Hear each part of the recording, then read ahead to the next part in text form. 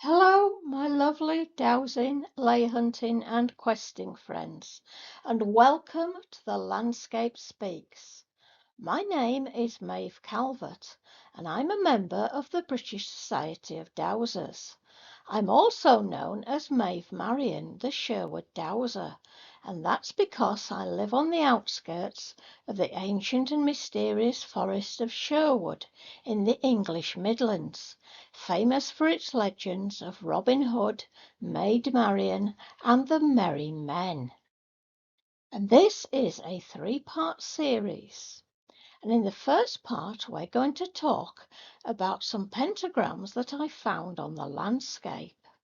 In the second part, we'll discuss representations of the heavens on the landscape and some places where it appears that multiple alignments may cross.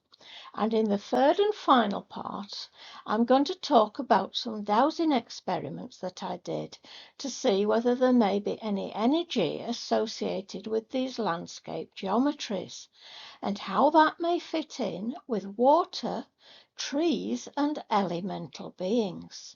So let's get started.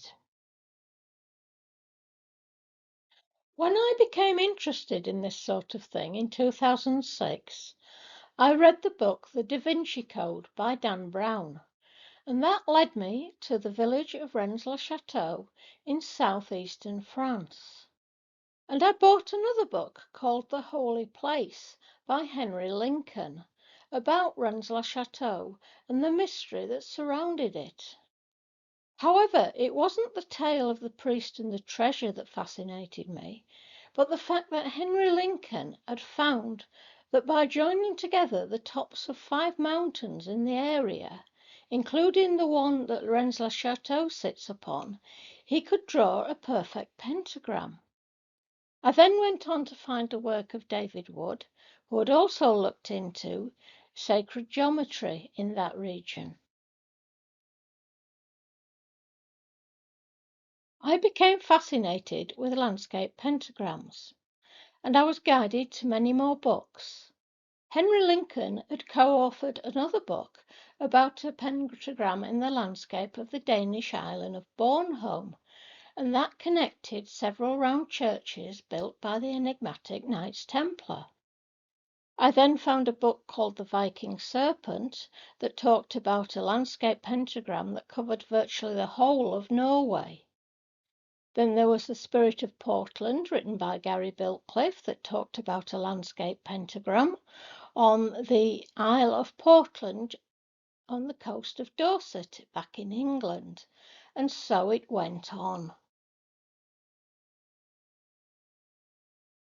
I started to wonder whether there was a landscape pentagram in the area where I lived. So I took the map of Mansfield and Worksop and laid it out on my dining room table, along with a large metal ruler, magnifying glass, and some sharp pencils that I'd purchased. It stayed here for a full 2 weeks, much to the dismay of my partner Gav, who had to eat all his meals off a tray in front of the television, but I think it was worth it, because the first thing that I noticed was that in the bottom left-hand corner of the map, in the southwest, was Newstead Abbey, and in the bottom right-hand corner of the map, in the southeast, was Southwell Minster, which actually features on the front of the map. I drew a line between the two and realised they were on an east-west alignment, and I was then inspired to bisect this line and draw a line upwards vertically.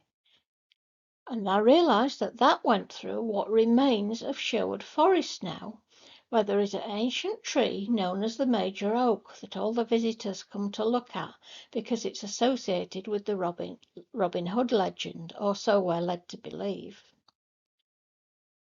Further up, I found Blythe Priory Church, an old church that used to be part of a priory on the Great North Road.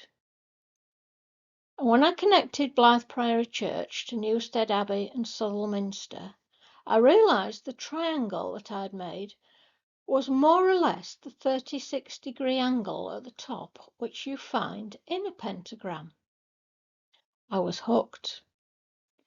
I knew then that I had to draw another line that would be parallel to the bottom one, but higher up the map. So I moved my ruler up the map, and I found in the west Bolsover Castle, just about in the right place. So I then took my attention to the opposite side of the map in the east, hoping there'd be another edifice there like the other ones, but there wasn't. All I could see was Babington Springs Farm and Wells Farm, which do excite a dowser because they allude to the presence of underground water. However, I couldn't find a point that I thought would be the final tip of my pentagram.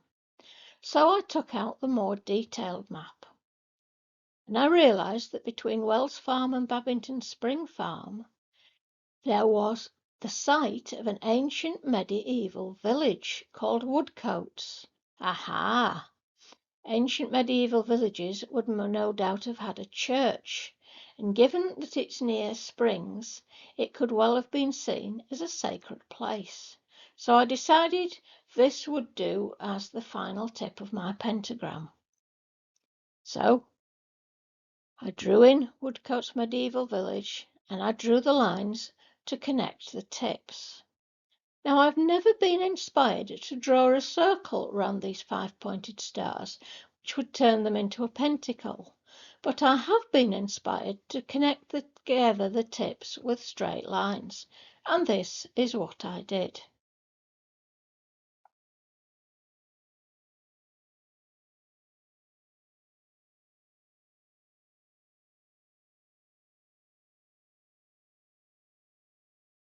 Shortly after that, I became aware of Google Earth and the fact that I could drop place markers on it and connect them with straight lines. So I drew my Sherwood Forest pentagram onto Google Earth.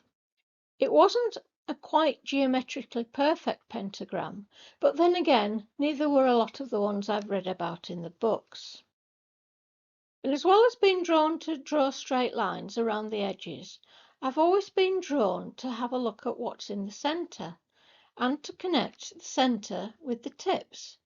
So this is what I did, connecting the major oak with all the tips. It was 2006 when I first found the Sherwood Forest pentagram. 6 years later, a friend and I were inspired to visit all the tips of the pentagram at subsequent new moons. So on the first new moon of 2012 in January, we visited Bolsover Castle. In February, we visited Blythe. March, Woodcotes. April, Southwell Minster. May, Newstead Abbey, and in June we went into the centre to visit the major oak, and it felt a bit like we were walking a labyrinth and going into the centre. Indeed, in a recent presentation given by Alex Russell Stoneham, she talked about how sometimes when she makes a labyrinth, a 5-pointed star can be dowsed around the outside. And when we visited each of the points, we dowsed to see where the actual tip might be. And interestingly, every time we were taken to a significant tree. At Bolsover, we were taken to a beautiful copper beech. At Blythe, to a yew tree. To an oak tree at Woodcotes. To a horse chestnut at Southwell, and so it went on. We'll talk a little bit more about trees and their energy in part 3. However, let's go back to when I first found the Sherwood Forest pentagram. At the time, as I said, I was interested in Dan Brown's Da Vinci Code. And when I kept looking it up on the internet, I kept coming across the Lincoln Da Vinci Code by a fellow calling himself Dan Green.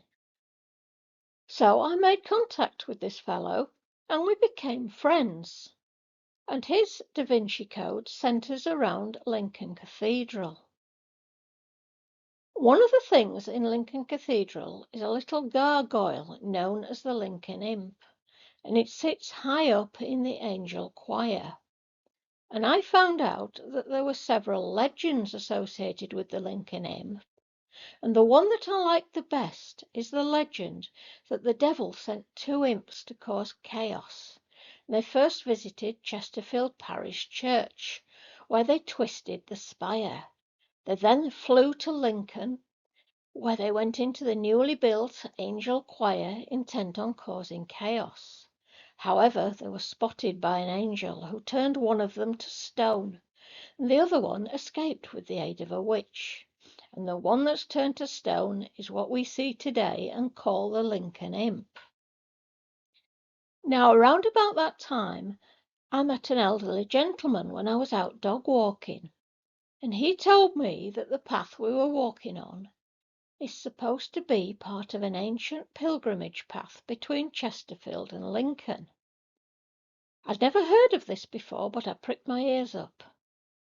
And back at home on Google Earth, I realised that if I took the middle line of the Sherwood Forest pentagram and extended it to the west, it went to Chesterfield, and if I extended it to the east, it went to Lincoln, the very path along which the two imps causing chaos are supposed to have flown. I started to wonder whether it was possible that there was another landscape pentagram around Lincoln. So again, I spread out the map on my dining table, with my partner wondering how long he was going to have to eat his tea off a tray for again.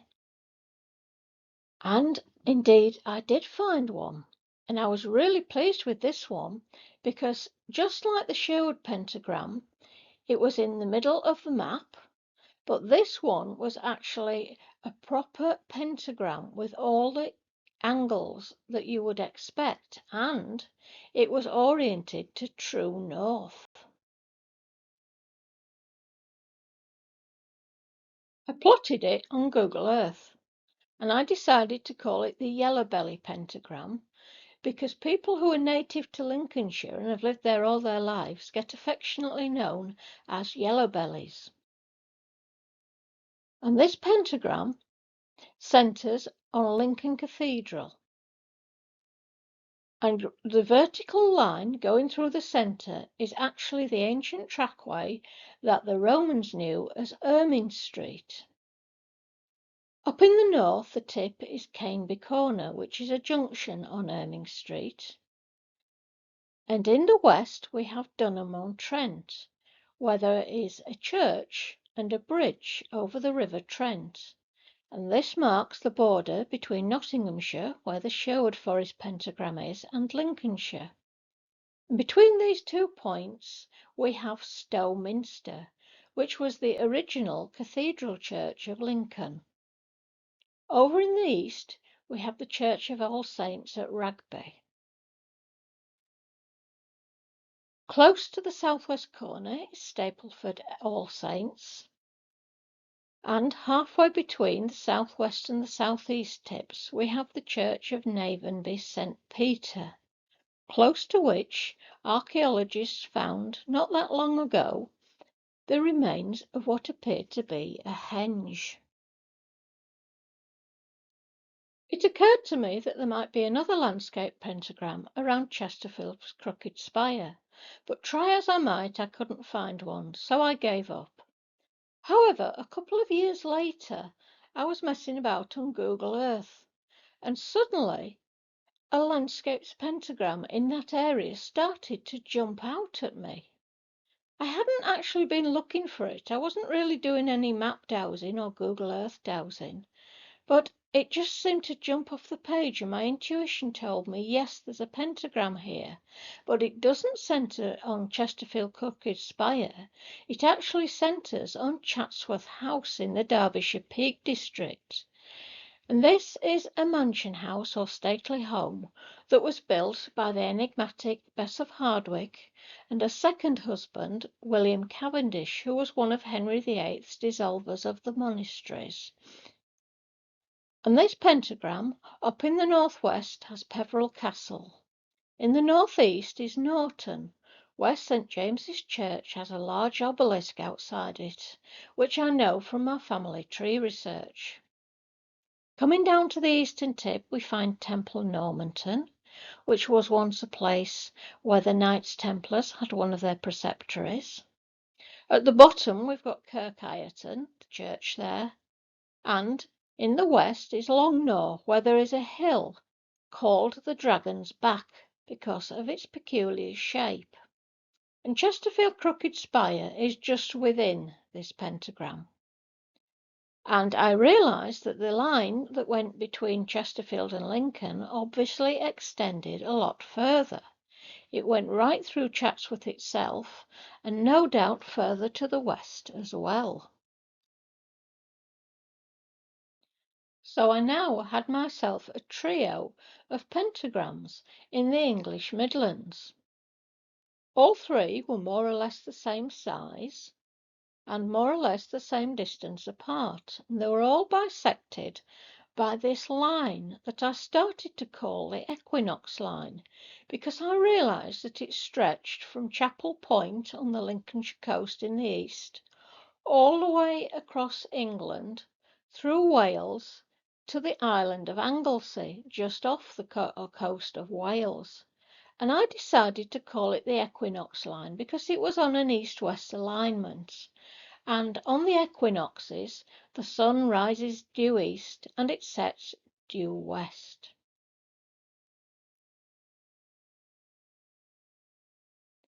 Sometimes when you find things like this on the landscape, you start to think, maybe I've made this all up and my imagination's got carried away with me.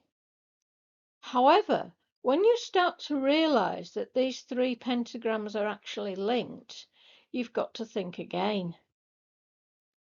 If we draw a line from the top of the Chatsworth pentagram, going from Peveril Castle through Norton, that line goes all the way to the tip of the Yellowbelly pentagram at Caneby Corner. If we then draw a line to extend the bottom line of the Yellowbelly pentagram, that goes all the way to the bottom tip of the Chatsworth pentagram at Kirk Ireton. Another line from the tip of the Yellowbelly pentagram at Caneby Corner goes through Chatsworth House at the centre of the pentagram to the western corner of the pentagram at Longnaw. And yet another line, if we extend the line from Peveril Castle to Temple Normanton of the Chatsworth pentagram, this extends to Southwell Minster, the southeast tip of the Sherwood pentagram. And of course we have the Equinox Line bisecting all of them. In 2007, I came across a website called Templar Mechanics, and this was set up by a chap called Tony Pert, who lived at Temple Brewer, 12 miles south of Lincoln, where there used to be a Templar preceptory. And he had found landscape geometry on the ground around that preceptory and the local church of St. John the Baptist, and he called it 5.151 geometry because it pertained to 5.15 miles, which is actually 10,000 megalithic yards. And he'd gone on to found similar geometry around lots of places associated with the Templars. And when I made contact with him, I told him about the three Midlands pentagrams. And he said he'd have a look to see if he could find any of his geometry associated with them. And indeed he did. He found geometry associated with Chatsworth, with Temple Normanton, and with Southwell. And we can see here the Templar Mechanics 5.15 geometry superimposed upon the three pentagrams that I found. In blue, we can see the 5.151 geometry around Chatsworth. In purple, we can see it around Temple Normanton. And in gold, we can see it around Southwell Minster. Having taken quite an interest in Dan Green's Lincoln da Vinci Code, I was quite amazed when on Google Earth one day I realised that there's a second pentagram around Lincoln. This one doesn't have Lincoln Cathedral at the dead centre like the Yellowbelly one does, but it's not far off, and the Equinox Line runs through the middle of this one as well. The tip up in the northeast corner is Wickenby, and we'll talk a little more about that shortly. In the east we have the remains of Tupholme Abbey, and down at the bottom in the south we have Temple Brewer, where all that remains of the preceptory is now one tower. In the west we have the church at North Scarle, and up in the northwest we have Stowminster, the original cathedral church of Lincoln that bisects one of the lines of the Yellowbelly pentagram.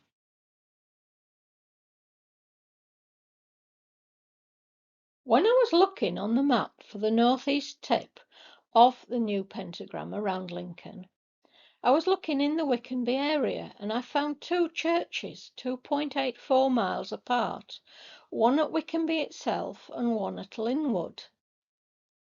And because I was interested in the Templar mechanics geometry, I started messing about with my rulers and pencil, and I came across a landscape pentagram on a much smaller scale than the three in the Midlands around each of these churches. One faced upwards and one faced downwards. And even though I'm not normally drawn to draw circles around these pentagrams, I did in this instance. And I drew what was almost a perfect vesica piscis.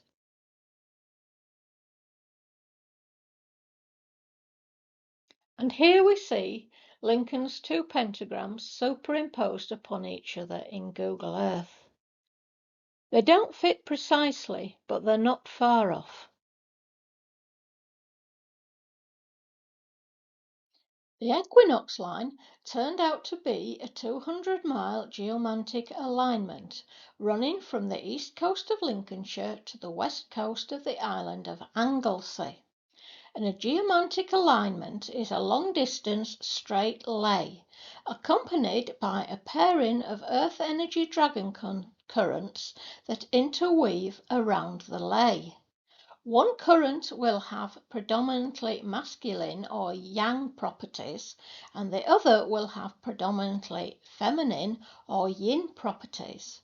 And the places where the two currents come together and cross are known by dowsers as nodes. There are two more famous long-distance geomantic alignments in the British Isles. One is the St. Michael Line and the other is the Spine of Albion. The St. Michael Line was noticed by the Earth Mysteries researcher John Michel, who noted that there were many mounds with dedications to St. Michael, all in a straight line. And the dowser, Hamish Miller, went on to dowse the earth energy dragon currents that accompany the St. Michael Line, and along with Paul Broadhurst, they published a book called The Sun and the Serpent about their adventures. The Spine of Albion was written about by Gary Biltcliffe and Caroline Hoare, and they had dowsed the pairing of earth energy dragon currents that accompany what was known as the Belinus line, which was first noticed by Guy Ragland Phillips in the 1970s. And this goes from the Isle of Wight to the north coast of Scotland. The Spine of Albion intersects the Equinox Line at a place called Biddulph Moor in Staffordshire, and here the four dragon currents intertwine at various places. The St. Michael Line is oriented to the Beltane or May Day sunrise, and Gary Biltcliffe found out that the spine of Albion is oriented to the setting of the star Deneb in the constellation Cygnus in the time of King Belinus around 500 BC. And the Equinox Line is oriented to the two equinoxes, when the sun rises in the east and sets due west. And it turned out that the Equinox Line has been known about by dowsers as long as the other two alignments. I noticed that it was possible to extend the Equinox Line into Ireland, and it would run across the Irish Sea from Anglesey to Dublin and then to Galway Bay. And when Gary Biltcliffe and Caroline Hoare published another book called The Power of Centre, they showed in that there was an ancient trackway going all the way from Dublin to Galway Bay. Now, when I had dowsed the currents that accompany the Equinox Line, I had often found that they go along roads and occasionally send out offshoots to sacred sites just off those roads. And when I looked into these roads, they were nearly all ancient trackways. And that got me wondering whether the currents that accompany the Equinox Line are actually the remnants of an ancient pilgrimage path.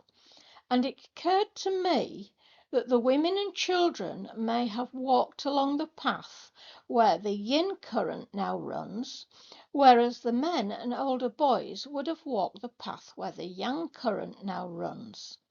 And at the places where the two come together, this may have been when the two groups came together at significant times of the year to celebrate.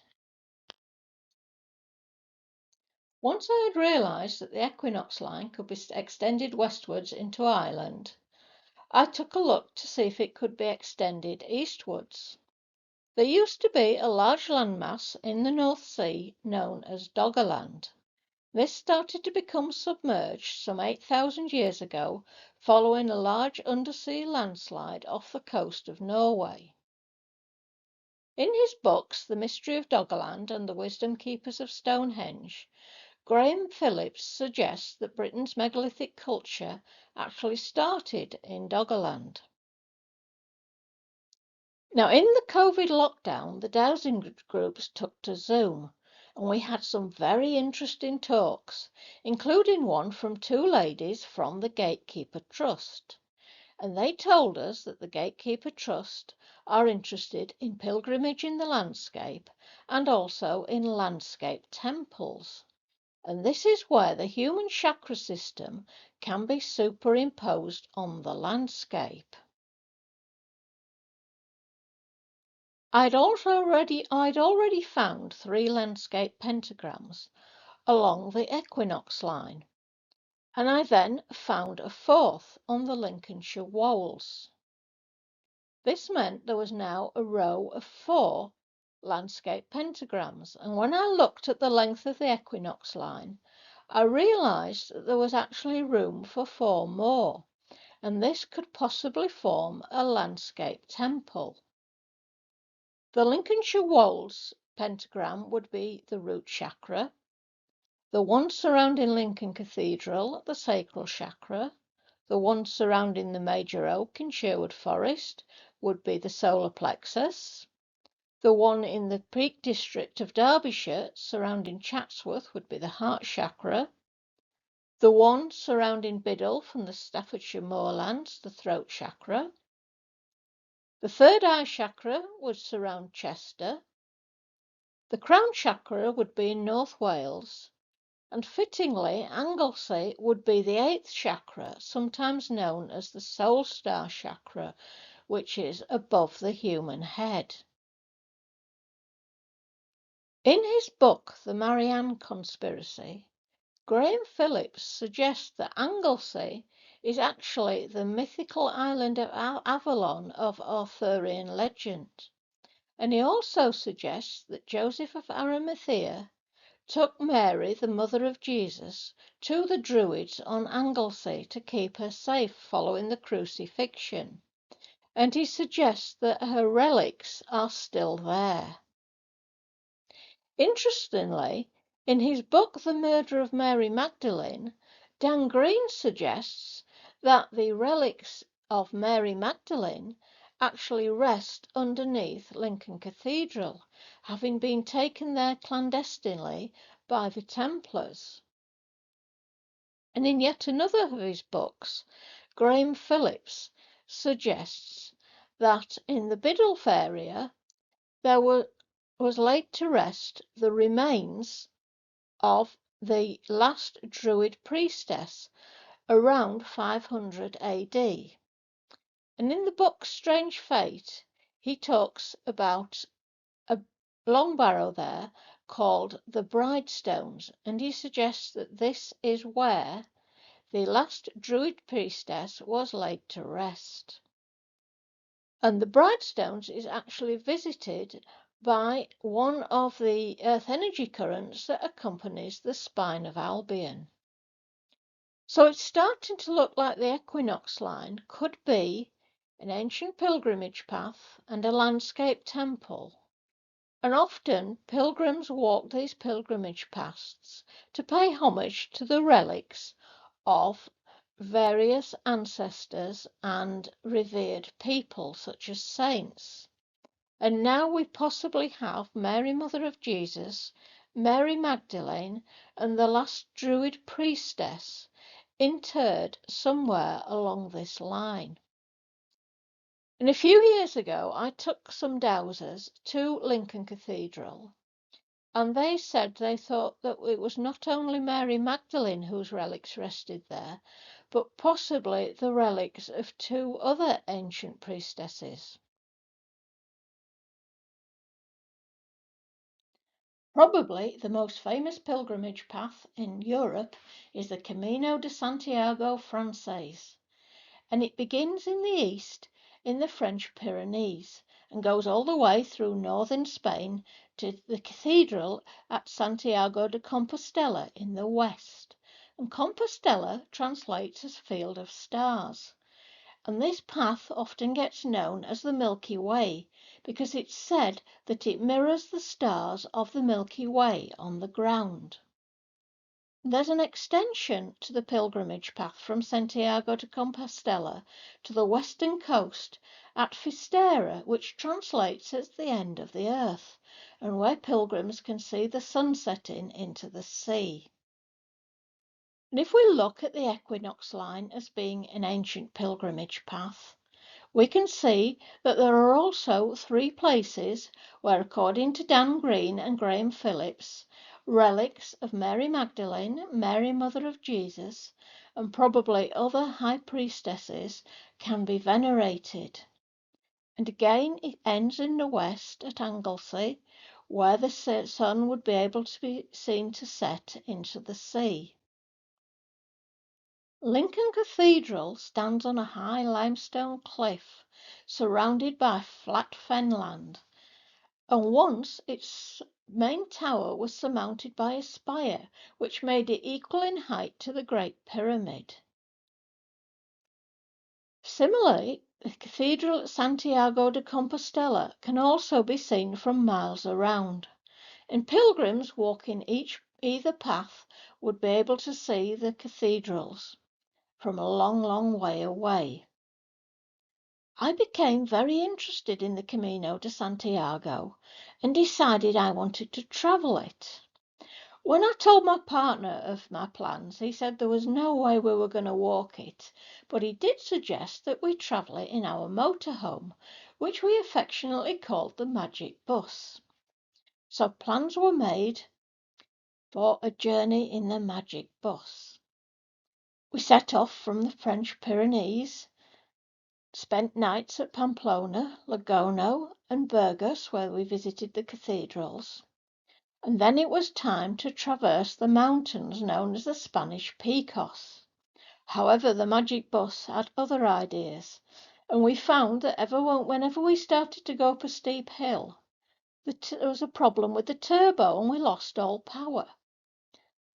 After a few times having to get out, raise the bonnet and fiddle around with a spanner to get us going again, Gav decided that the best thing we could do was abandon our pilgrimage. I was disappointed, but I was determined that I was going to get to Santiago de Compostela one way or another. We decided that it wasn't really feasible to take the magic bus to Galicia, so instead we'd fly in, spend a week there with a hire car, visiting various places. The day before we were about to depart, I decided to plot onto Google Earth the 5 places where I wanted to stay overnight before returning to Santiago de Compostela for the last 2 nights. And true to form, when I plotted them, a landscape pentagram jumped off the screen at me. I shouldn't have been surprised, but I was. Galicia is known as Celtic Spain, and it's one of the 7 Celtic nations. The others are Brittany in France, Cornwall in England, Wales, Ireland, Scotland, and the Isle of Man.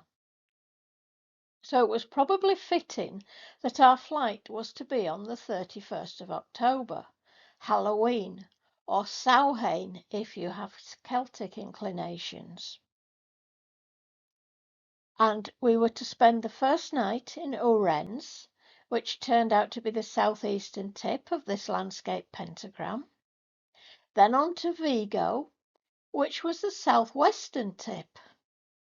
We then went to Fistera, on the coast, the place where the pilgrims who have already visited the cathedral at Santiago de Compostela make a final journey.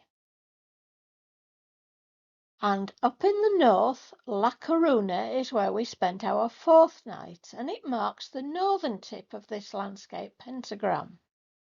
The 5th night was spent in the town of Lugo, which marks the eastern tip, and we then returned to Santiago de Compostela, which turned out to be on the line between La Coruna and Vigo. And in the centre of this pentagram was a mountain called Pico Sacro, which translates as a sacred mountain. And it turns out to be made of quartz, and there are many legends about this mountain, which is venerated as a holy place. So our 1-week trip turned out to be very interesting in more ways than one. In 2014, I wrote a little article for the newsletter of the network of lay hunters about the Galician pentagram, and I wrote this under the pseudonym of Melina Rose.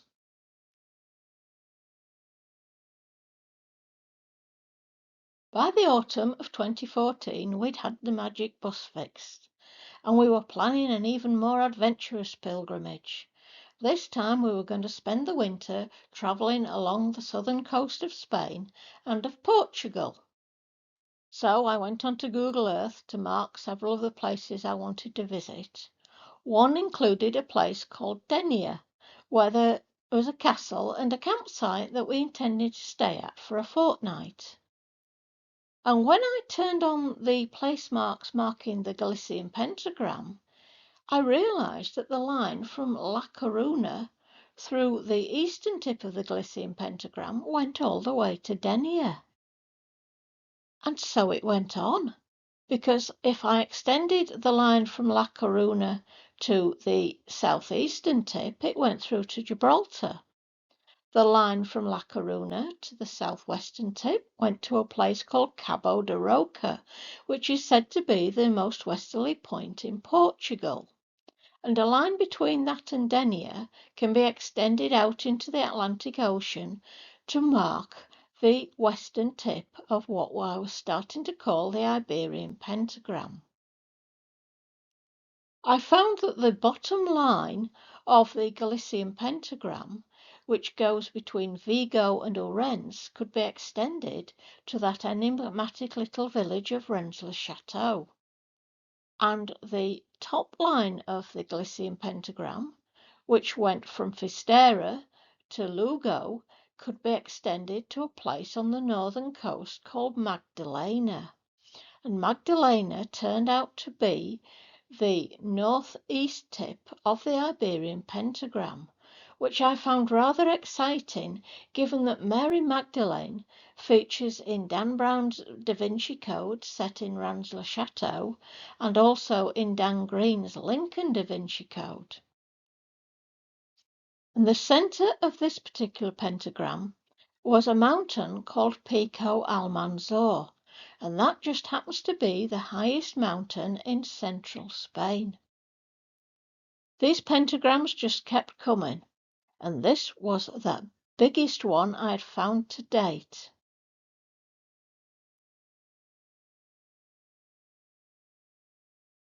Not content with just dowsing the St. Michael line, Hamish Miller and Paul Broadhurst went on to dowse a much longer geomantic alignment that went from Ireland through Cornwall, France, Italy, Greece, all the way to Israel, and they called it the Apollo and Athena line because the masculine and feminine currents accompanying it went through a lot of sites dedicated to Apollo and Athena.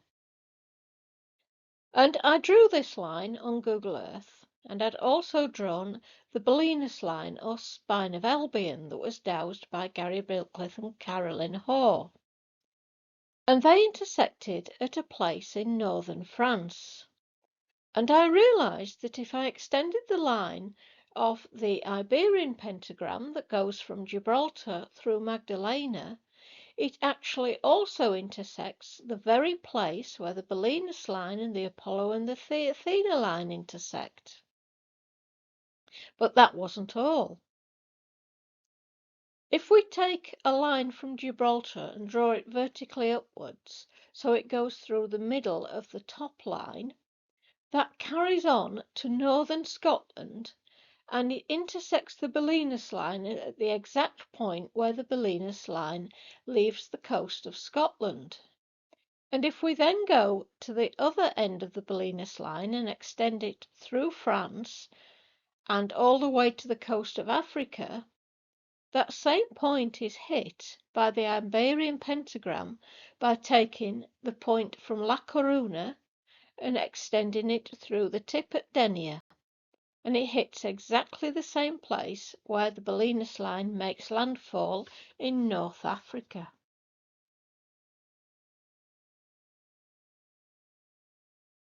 One day, my plans to go out dowsing had been scuppered by the rain and a sick dog. So instead, I decided to investigate the history of Welbeck Abbey because it's close to where I live. And I found out that the order that founded Welbeck Abbey were known as the White Canons, and they were very similar to the Cistercians who were allied to the Knights Templar.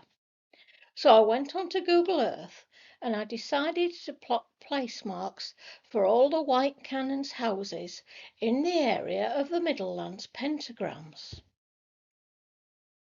I also plotted Newhouse Abbey up near the River Humber because that was the mother house of many of the other houses. I wasn't looking for another landscape pentagram. I wasn't even really thinking about them. However, I started to realise that at the bottom, Dale Abbey and Newbow Abbey happened to be in a straight alignment east-west, and that was how my first pentagram, the Sherwood Forest pentagram, had revealed itself to me.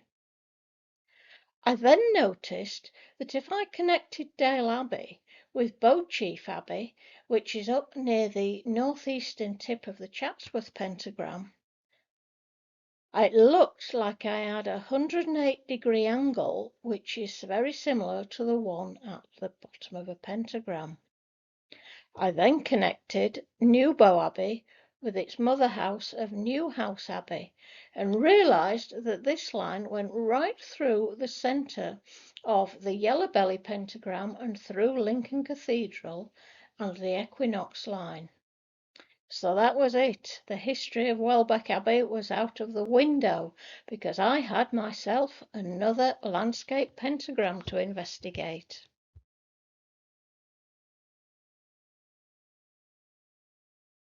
And this was the culmination of that rainy afternoon's work. Yet another landscape pentagram.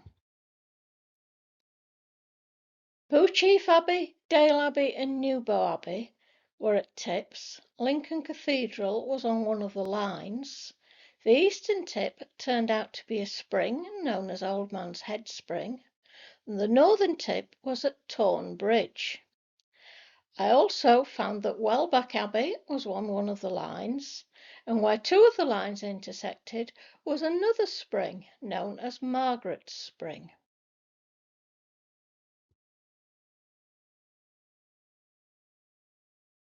The three Midlands pentagrams that I found also intersect with what is known as the Wessex Astrum, which was found by Peter Knight, and that itself is associated with the St. Michael line.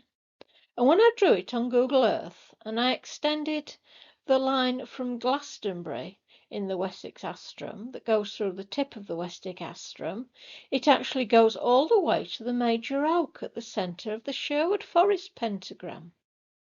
And when I extended the line of the Wessex Astrum that goes through Avebury, it went all the way to Lincoln Cathedral, the centre of two landscape pentagrams. You couldn't make this up. At least I hope I haven't.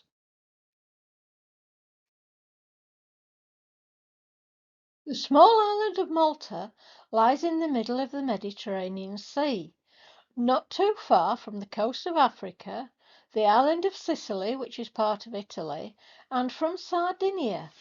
And it's famous for having the remains of many, many megalithic temples. And they were one of the reasons why I was intending to visit. So in 2017, as we were packing to take a flight to Malta, I started drawing on Google Earth the sites of all these temples and connecting them with straight lines. And as often seems to happen when I'm planning a holiday, up popped a landscape pentagram. The tip in the northwest is Scorba Temple, and the tip in the south is Hagarim Temple. The other tips are just made up of at intersections of the lines connecting temples. And in the centre we have Mount Carmel Hospital. And I decided that when we visited, I was going to try to visit each single tip of the pentagram to find out if I could dowse where the tip was and if there were any earth energies associated with these tips. And I'm going to talk a lot more about that in part 3.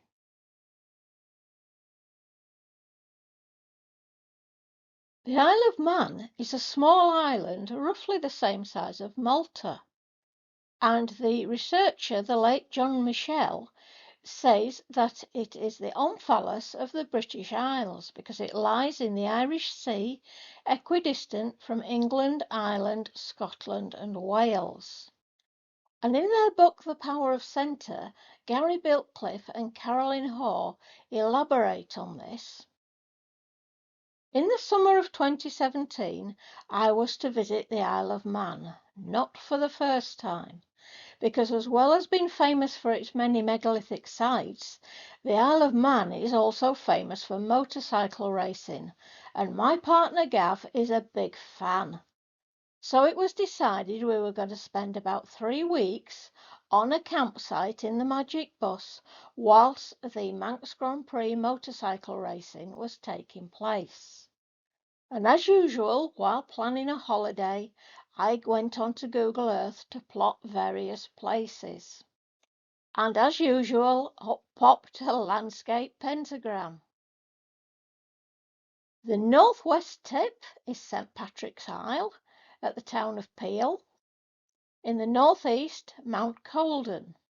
In the east is Douglas Head, Douglas being the capital of the Isle of Man, where all the ferries go to. In the south, at the town of Castletown, we find St Michael's Isle, and in the west is a landscape feature known as the Stacks. And in the middle is Stony Mountain, which is one of only 2 granite outcrops on the Isle of Man. And there are various significant places along the lines, and one of them includes the Tynwald and St John's Church there. And that is actually an ancient Viking thing site where the Manx Parliament, now known as the Tynwald, meet once a year, and that's on the line between St Patrick's Isle at Peel and Douglas Head.